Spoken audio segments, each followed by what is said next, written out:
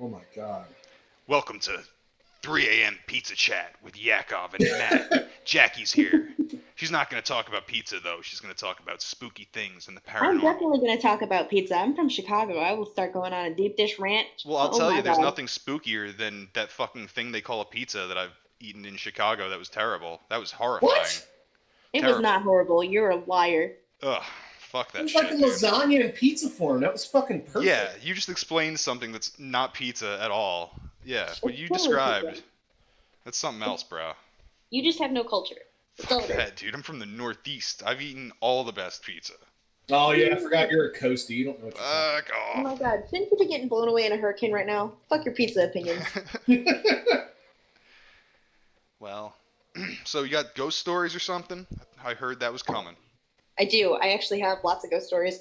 Nice. So, there was actually, have you ever watched the show Ghost Lab? No. It was like a kind of like a Ghost Adventures type shit. I think it was on A&E or something. When they go into like haunted places and try to record ghosts with like all the technology shit that they have, whatever. Did they do Whoa, it? whoa, Did they whoa, record whoa, them? whoa. Hold on. So there's a show where they go into supposed haunted places and try to record ghost stuff. I've never heard of such a thing. Whoa.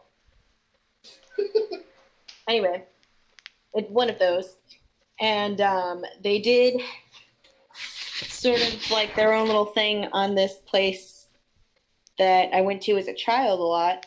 This is a tattoo shop that was owned by my mom's best friend. Okay. And he died in this building. He had a heart attack. But the building is also haunted because it used to be a funeral parlor and they used to do cremations in the basement. So they went from a funeral parlor with cremations to A tattoo shop. Oh, And it also had an apartment upstairs where the guy lived. Huh, okay. What do you do if, like, it's late at night and you're hungry and you haven't gone shopping? Dude, the whole place just reeks of bad juju. I don't understand why anybody would open up a business there. I see. But I was very little when all of this happened. I must have been like 6. Okay. And there was this ghost that everybody claimed to see. I can't remember. I think his name was Walter. Some ridiculous like white guy name. He was the guy who owned the funeral parlor and used to do the cremations in the basement. And he apparently would like to hang out by the stairs to go upstairs because I guess he lived in like the apartment up there. Mm-hmm. And he used to push people on the stairs. Oh! He was aggressive. He hated people. He was not nice. I know that feeling. And they got audio recording of him. I don't remember what he said, but it was some like creepy, almost vaguely pedophilic shit. It was just weird. The guy was a creep. So a pedophile ghost likes to push people down the stairs. I'm not sure if he liked babies or not. Yes, this guy was fucking weird. They also supposedly got recording of my mom's best friend after he died, and he said something. I think he told them to fuck off because he didn't want to be recorded. It's pretty funny, and it seemed very in character. I don't really trust shows like that to say, like, oh, we really did hear a ghost or whatever. Like, I'm pretty sure they doctor most of the shit that they'll put on TV just because they want to get views or something, but some of the stuff that they claim he did say did sound very much like him, and they definitely didn't know him, and he definitely wouldn't have liked them being there, so it made a lot of sense. It was weird. This is one of the few ghost stories I have, but it just, that one always kind of hits home a little bit because it was someone that I knew personally. Yeah, that's fucking spooky.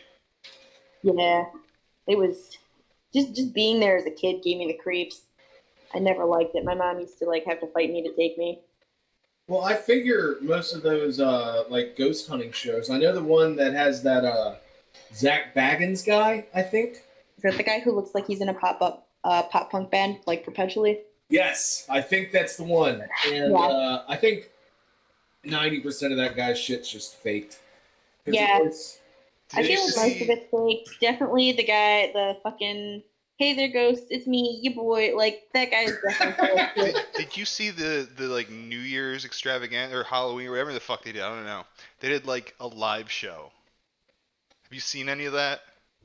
No. No. I didn't watch it myself. I've only seen other people fucking shit on it. There's like this one scene. They're opening like the Dybbuk box, which is like the Jew demon box. Oh God. So, and they're interviewing this rabbi, and they're doing this live, and I guess the rabbi doesn't really know what's going on, or maybe this is just was his plan all along. They're asking him questions like they're like, well, have you ever heard any spooky noises or any movement from the Dybbuk box? And he's like, well, I don't know what to tell you. If it's better for your story, I'll just say I heard it. And he did it on live TV. Oh my God. Yeah, it's pretty fucking comical. Shit on the whole parade. You know what? Like if you need someone to just shit on something, that's who you call. Yeah, exactly. That's who I call every time. Zach Baggins. I was talking about the state of Israel. Oh. That's not shit. Those are bullets, bro. Oh, God. Yeah, I mean, dude, I figured most of the stuff, like when it comes to like ghost hunting or ghost sightings or one of those things, is going to be majority fake bullshit that wants, like, for people that want to, it's like sensationalize ghost hunting and get like other people into it so that they get more people into it. It's more or less like a capitalistic propaganda thing, I think. That could just be me. But I know some people really do try to entertain, and there are certain places you can go to find like legitimate paranormal stuff. But, you know, I don't know. I don't know, but I also feel like most people who have some sort of ghost experience or whatever are also the type of people to see things in the shadows that aren't really there. I also feel like I'm one of those people. Like I feel like I see a lot of stuff out of the corner of my eye that's probably not actually there. It almost makes me feel like maybe I have schizophrenia. I too used to do amphetamines too much. I understand. Yes. You beat me to it. I don't know. Maybe I'm just crazy. Yeah, I don't know. I have this weird belief that like the spirits are afraid of me. So like I feel like that's what keeps them away, and it's like the same thing. It's like when you expect ghosts to be around, you see them everywhere, but if you think you overpower the spirits, then there's nothing there at all. Yakov, yeah. The spooker who spooks. And the spooky man. Just a big bad scary man, except like I don't know, you're ignoring the shadow people. Maybe they're just gonna eat you when you sleep. It's all about the will. You have to overpower them with your will. I ain't afraid of no ghosts, but those goddamn ghosts afraid of me. Hell no, I will start banging pots and pans throughout my house telling them to get the fuck out. Yeah, I'm not a big fan. Like, dude, especially living where I live, it's like I live in a place where there's lots of like Native American shit, and like you can find arrowheads around like the creeks down here, or you can go find like some like my state has the serpent mounds, and the serpent mounds. I'm sure you guys all know what those are. Those are where, well, we have our own theories, but the serpent mounds are where lots of these Native Americans would bury their, people for like landmarks and stuff, or not for landmarks. What the fuck am I saying? But there's lots of Native American stuff happening around here, and all I really got to say to that is, hey yo, warrior, hey yo, warrior. Something to that effect, yes.